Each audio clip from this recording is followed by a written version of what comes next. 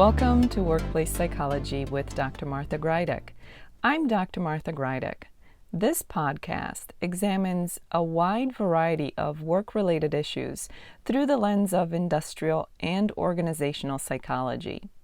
And while many of the topics discussed here may be seen as intended for white-collar employees and their employers, in reality, the ideas presented here are applicable across organizations and industries. Additionally, many of the topics discussed here may be applicable outside of the workplace. I encourage you to examine what's presented here, apply what makes sense to you, and simply discard the rest. Some of you may have heard the term emotional labor, especially as it relates to the workplace experience. Emotional labor is something that often goes unnoticed and certainly not discussed enough. However, emotional labor can and does have some serious consequences for employees. Let's start by defining emotional burden or labor. Emotional burden boils down to the efforts that an employee has to put into managing their emotions in professional settings. This is something that may have to be done, that may be required when emotions run high or are strong or prevalent. Such is the case in certain professions and certain industries. Having to constantly monitor and control one's emotions, especially when there is a propensity or a need for strong emotions, or there's an experience of strong emotions that is quite frequent or even normal in many circumstances, in some certain jobs or certain fields. Having to do that on a daily basis, on a regular basis, can be exhausting, and it can come with many consequences. However, this kind of labor, this emotional labor, is often invisible. Therefore, it is unrecognized and unaddressed. It may feel like it's being ignored simply because it's invisible and unrecognized. That in itself can make its effects or consequences associated with it seem to be even worse than they are. Let's take a look at some of the most prevalent or most likely types of jobs or fields where emotional burden or emotional labor tends to be high. First and foremost, healthcare workers, people such as first responders, people in mental health, but also people in customer service. This is often the case for teachers, where emotional labor tends to be quite high in their jobs. Let's not forget people in leadership, especially those in leadership who are true leaders, who are there because they care and want to make a difference. And of course, this is not an all-inclusive list of jobs or industries.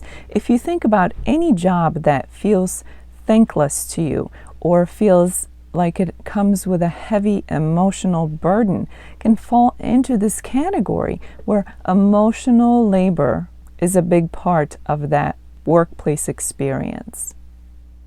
As I already mentioned earlier, this continued effort to control one's emotions, to keep one's emotions in check, to deal with one's emotions, not only while at work and during whatever emotionally charged situation you're dealing with, but also after work, once your workday is over, once you go home and try to have a normal life, having to deal with these emotions, both at work and then after work, can be exhausting. It can lead to increased stress, even burnout. And of course, emotional exhaustion is not far behind. But beyond that, emotional labor comes with other consequences as well. Decreased motivation, disengagement at work, decreased performance, and of course, decreased job satisfaction are all a reality related to emotional labor. It is not difficult to see that emotional labor is a real thing. And it's not difficult to realize that it can really take a toll on a person. This is why it's so important to have this conversation, to bring this topic to the forefront of what is being discussed today. Emotional work is real, and it is part of many jobs and many industries. People who do the kind of work that tends to call for emotional labor often do this work knowing that there is that emotional component, that there is that price to pay. Oftentimes it's because it's the work they love or the work that has the most meaning in their eyes, their way of contributing, of giving back, of helping others. But going into certain jobs and certain fields with eyes wide open does not eliminate the toll that emotional labor can have on a person. So not only is it important to recognize emotionally charged work or emotional work and really recognize its value among society, it's also important to be proactive in terms of dealing with it and its effects on people who do emotionally charged work or emotionally taxing work. Who should recognize the importance and value of this work and the emotional labor associated with it? Well, both sides really, both the employer and the employee. Only when we collaborate, when we work together, can emotional labor and its effects be properly addressed.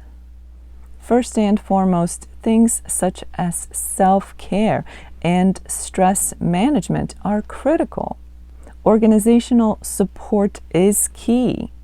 It's one thing to suggest to your employees that they take care of themselves and figure out a way to better manage stress, but that's not enough. You have to, as an organization, support your employees in doing that. Provide the kinds of resources and benefits that will allow people to engage in more self-care, to find better work-life balance, and to manage stress properly and effectively. It has to be a conversation that goes both ways. It has to be one that is ongoing in nature. The employer has the responsibility of providing the kind of support that will help their employees to navigate emotional labor and to manage its effects. However, every individual has the responsibility of speaking up and starting the conversations that will then result in proper and effective support from their employer. As this episode winds down, I want to bring to your attention the biggest takeaways. One, that emotional labor is real and it really needs to be recognized and addressed. And two, is that any effective ways of addressing and recognizing emotional labor has to be the result of collaboration between employee and employer. As this episode comes to an end, let's review what was discussed. Emotional labor can be described or defined as the effort that an employee has to put into managing their emotions that are related to the work that they're doing. Having to do so on a regular basis can be taxing, from increased stress and burnout to low motivation and disengagement at work. Emotional labor can come at a high cost. Those most often affected by the burdens of emotional labor tend to work in healthcare, the mental health field, first responders, but also those in customer service and leadership positions. And of course, let's not forget teachers. The bottom line is that any position, any industry can come with an emotional toll, especially if you as an individual are the type of person who truly cares about their work and their contribution. The other big contributing factor, of course, is the environment, the job itself. It's important to recognize that emotional labor is a real thing and that it can be quite detrimental if not taken care of, if not managed properly. Recognizing it and tending to it is a big responsibility that falls both on the employer and the employee, and for best results, collaboration is required.